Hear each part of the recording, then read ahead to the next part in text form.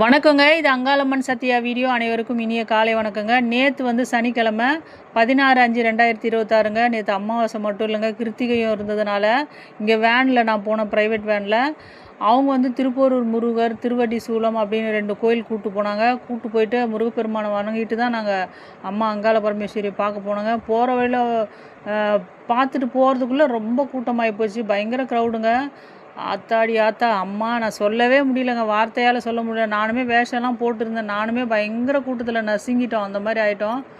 எப்படின்னாங்க, private வேன்கள்லேயே ஒரு இடங்கள்லேயே அவ்வளோ வண்டிங்க நிற்கிதுங்க. எப்படியும் குறைஞ்சபட்சம் நாங்கள் எங்கள் வண்டி நிப்பாட்டின இடத்துலையே குறைஞ்சபட்சம் நம்ப மாட்டேங்க 100 பஸ் இருக்குங்க.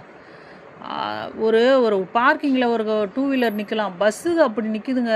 என்னென்னோ அதாவது அந்த ஸ்லாங்கை வச்சு நம்ம கண்டுபிடிக்கலாம் எந்த ஊர்லேருந்து வந்திருக்காங்க இவங்க அப்படின்ற மாதிரி. திருநெல்வேலி பாஷைலாம் பேசுகிறாங்க, ஏதோ ஒரு ஊர் பாஷைகள் பேசிட்டு போகிறாங்க. தமிழே அப்படி அந்த மாதிரி வித்தியாசமாக பேசிட்டு போகிறாங்க. எத்தனை ஊர்கள்லேருந்து வராங்கங்க அந்த அம்மாவை பார்க்க, அங்காள பரமேஸ்வரி மலையனூர் தாயே.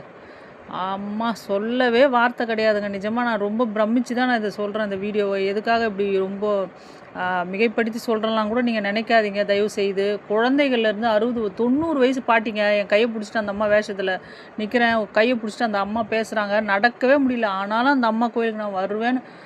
உடல் நல்லா திடகாத்திரமாக இருக்கிறவங்களாலே முடியலைங்க, அவ்வளோ கூட்டம். அப்படிப்பட்ட இடத்துல வயதானவங்க கூட அந்த அம்மா பார்த்தே தீரணும். அந்த அம்மா பார்க்க முடியாதுங்க அமாவாசையில், நிஜமாக சொல்கிறேன். அந்த மண்ணையாவது மிதிக்கணும், அந்த ஸ்க்ரீன்லேயாவது.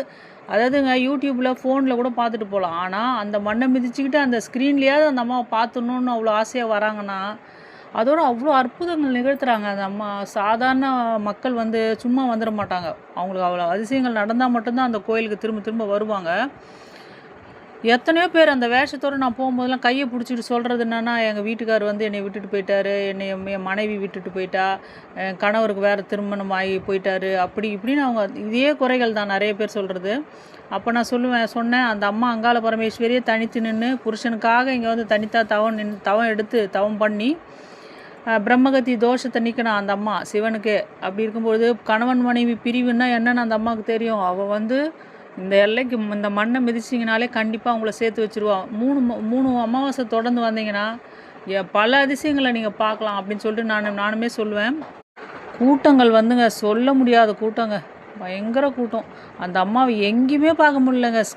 என்ன சொல்கிறது, ஸ்க்ரீனில் தான் அந்த அம்மா பெரியாய்கிட்ட நெருங்க முடியல, மயான காளிக்கிட்ட நெருங்க முடியல, கருவற அம்மா கிட்ட சுத்தமாக நெருங்க முடியல, அந்த ரோட்லேயே நடக்க முடியலங்க. அவ்வளோ ஒரு கூட்டம், அப்படியே நசுக்கி தள்ளுறாங்க. அவ்வளோ அப்படியே அந்த ஜாம் ஆகுது அப்படியே கூட்டம். அம்மா தாயே அங்காள பரமேஸ்வரி, என்னதான் அற்புதம் செய்கிறியோ நீ, போ.